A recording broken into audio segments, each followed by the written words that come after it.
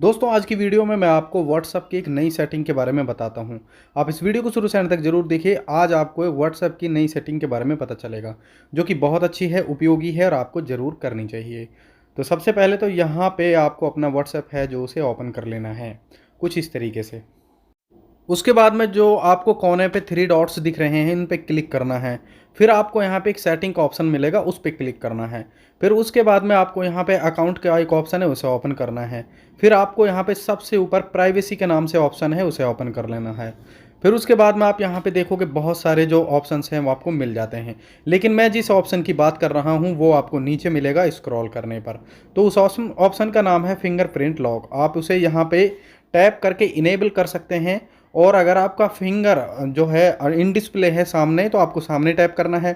Side mounted है तो side में करना है, और बैक में है तो बैक में करना है। मेरा बैक में है, जैसे ही मैंने टैप किया तो यहाँ पे हमको 3 ऑप्शन और मिल जाते हैं।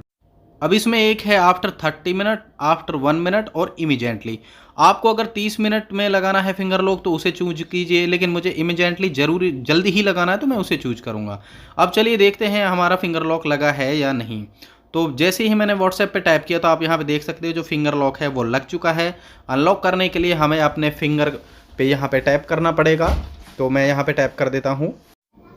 तो दोस्तों आप देख सकते हो यहाँ पे जो व्हाट्सएप की जो सिक्योरिटी है वो आपको ज़रूर यहाँ पे सेट करनी चाहिए। अगर आपको अपनी व्हाट्सएप की जो चैट है किसी को नहीं दिखाना चाहते, प्राइवेटली रखना चाहते, तो इस लॉक को आप ज़रूर यूज कीजिए।